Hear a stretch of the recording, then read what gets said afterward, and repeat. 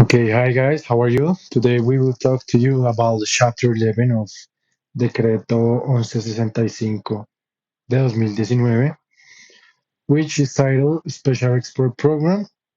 And we are Laura Estefania Suarez and me, Juan Diego Valero.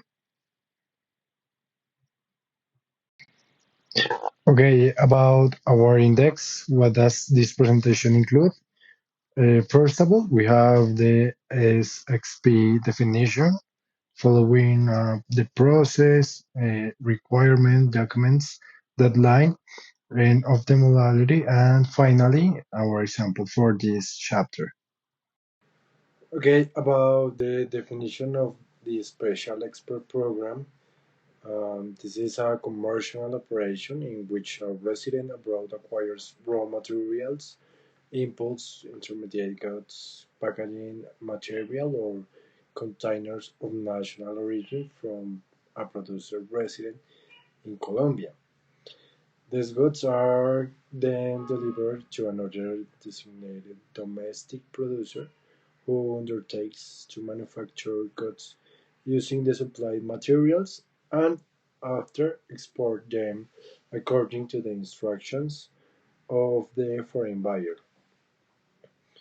Likewise, this program facilitates the production and export of manufactured goods through commercial agreements between Brazilian abroad and domestic producers in Colombia. Okay, the process to be followed within a special export program generally involves several steps, from registration to the final export of the manufactured good. In this case, we organize these 7 steps to understand better this process. In the first step, we have the registration with DIAN. Of course, producers interested in participating in a SXP must register with the National Tax and Customs Directorate as a beneficiaries of the program. The second step, the commercial agreement, is established between a resident abroad, in this case, a buyer, and a producer resident in Colombia, in this case, the seller, for the purchase of raw materials, inputs, intermediate goods, packaging material, or containers. The third step, we have the purchase and delivery of materials. The foreign buyer acquires the aforementioned materials and delivers them to the designated producer in Colombia. The fourth step is manufactured goods processing. Of course, the Colombian producer manufactures the goods using the material provided according to the foreign buyer's instructions. And the next step, we have the SXP certificate issuance.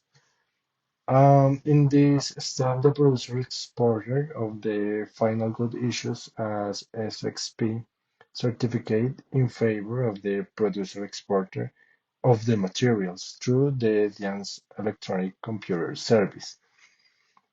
The next step is the final export.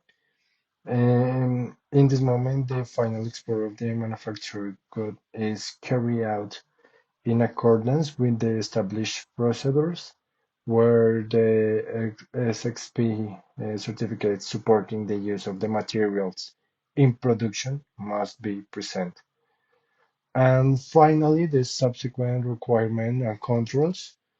The requirement of for obtaining sport benefits are met, and the DIAN may carry out a subsequent control to verify the operations carried out and the corresponding documentation. Okay, about requirements, we have in the first place the registration with the DIAN.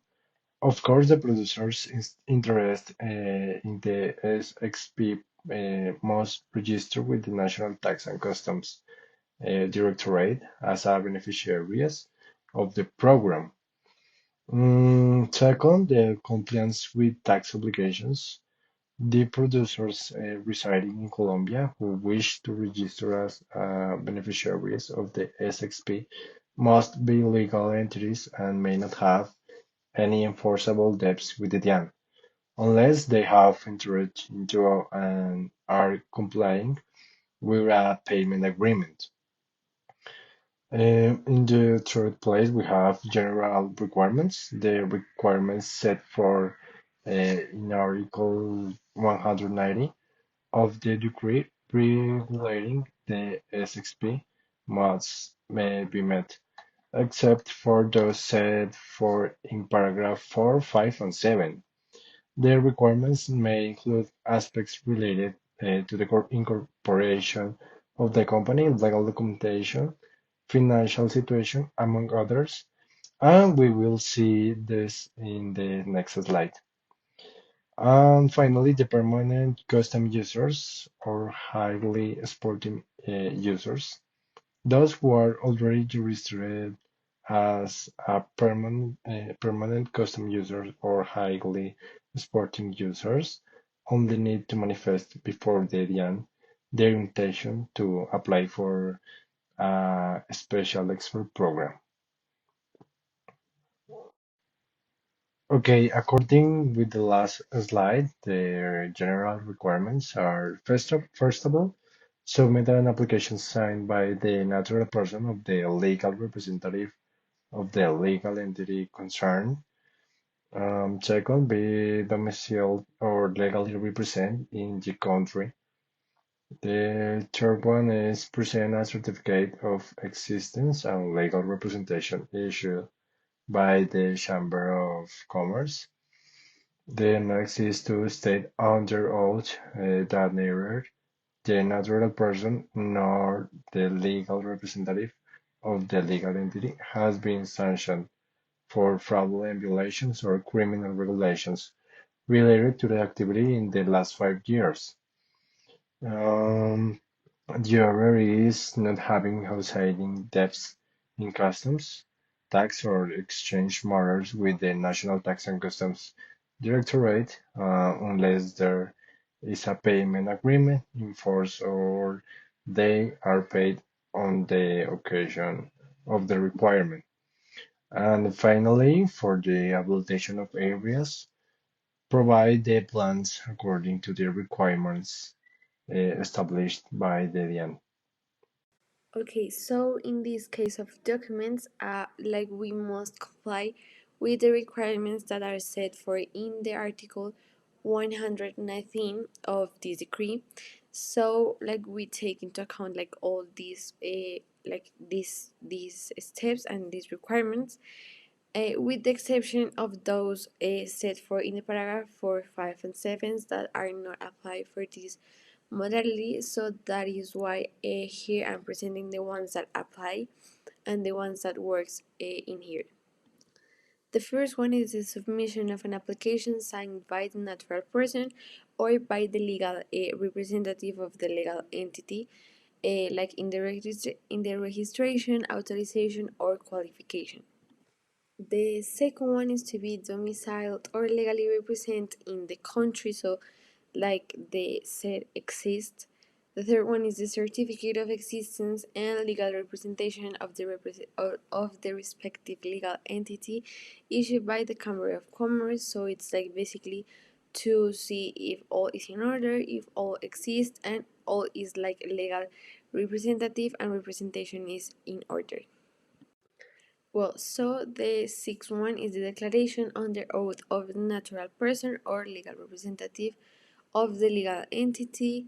It intends that neither it not it nor its representative or partners have been like sanctioned with cancellation of the authorization for development of the activity, maybe in general for fraudulent violation of criminal regulations during the 5 years prior to filling of the application. So me like basically it's like talking about that the legal representative or the natural person have any issue with like the legal things, that all is in order, all is correct, and all is based on the legal things and the legal system. So it's like to look that all is correct and all is in right. The eighth one is not having depths in errors in customs, tax, or exchange matter in favor of the administrative unit of the National Tax and Customs Director, that is the DIAN in this case. And the final one, that is the number 9, is in case of area habilitation, provide the plans under the terms and conditions established by the Special Administrative Unit of National Tax and Customs Directorate, that in this case also is the DIAN. So it like basically like the steps and the documents they need to provide is also to see and look if are in right condition and are in right order, so they can like move in a legal way and in the correct way. Okay, so we decide to like separate from the other one because this is like an exceptional case. So we decide to separate them so we can like explain differently and apartly. So in this case are those who are registered as a permanent customs user or highly exporting users. They don't need to fill all these kind of documents and they don't need like to apply all of these things. They will only be required to declare before the Special Administrative Unit of National Tax and Customs, again the DIAN, that they wish to benefit from the special export programs PECs. So they don't need to provide all the documents I mentioned before. They only need to like a declare before all the process to the DIAN that they wish to benefit from these special export programs that are like PECs basically. Well, so in this in the tolerant margin, like talking about the margin that they have, we have that they could elaborate with a raw materials object of the PECs that I mentioned before must be exported in terms of not exceeding 6 months. But in some cases, when the good like are like arrived in bad conditions, maybe fails, maybe are like not working well. Um, in some occasions, this term can be extended by customs. This extension is like for only once and for up to 3 more months of the 6 months that we talked before. So in case that something get wrong, maybe they have to return the product because it's not in good conditions. Maybe something happened, they need to justify first at customs that they can be in that point of extended time, uh, like of the process, only up to 3 more months and like only once time. Well, in this part we decide like to put like end of modality. We decide to put like the final part of the process because we don't find like exactly the part that says like this is the end of the modality, but we decide to put that is the final part of the process, like when all is finished.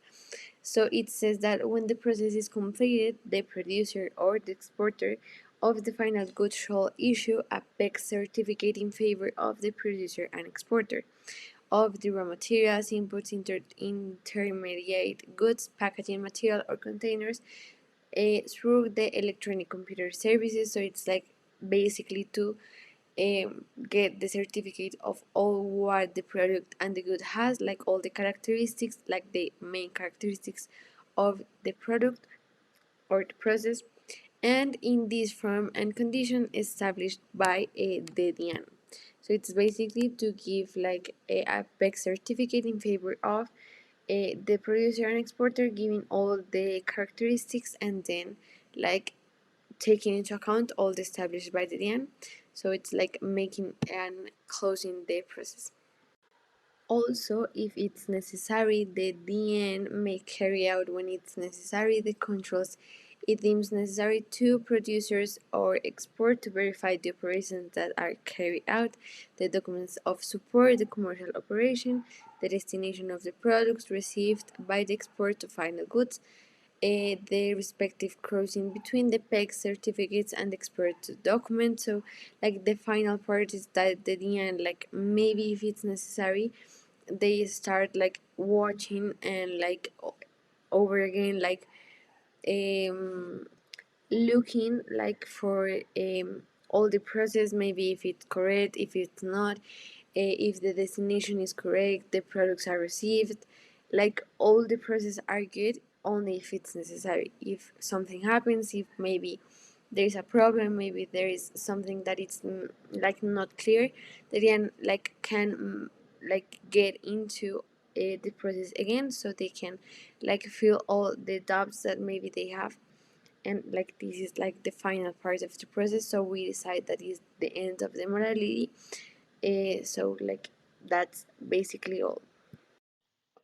Okay, finally, for the example, would like that you imagine that a Colombian company is dedicated to the productions of soft drinks or sodas and has the capacity to manufacture large volumes of these products.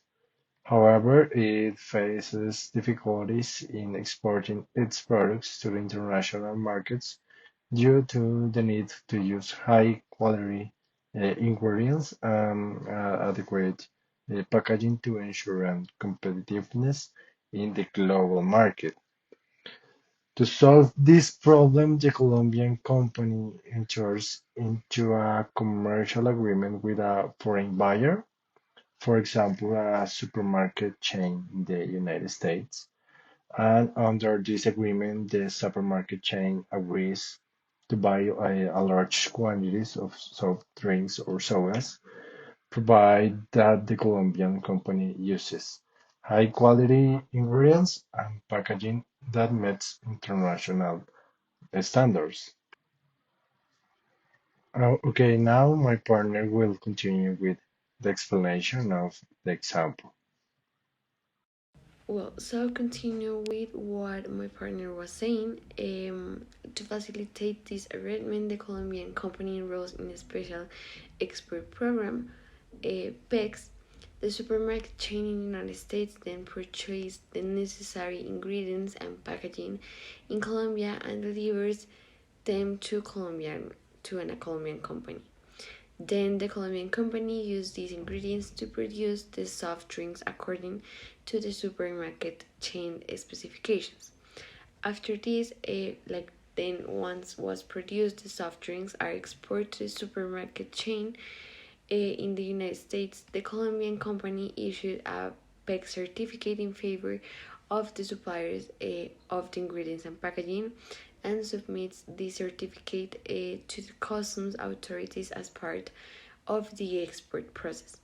What we want to show with this example is that this example illustrates perfectly how a special export program can facilitate the production and export of manufacturing products, in this case of soft drinks, by enabling producers to use high quality ingredients and also appropriate packaging in collaboration with international buyers. So basically what we want is to illustrate how this process can work and how can this help to different companies not only in Colombia but around the world. So that's all. Thank you for watching this video. We hope you all enjoy it, and that's it for this presentation.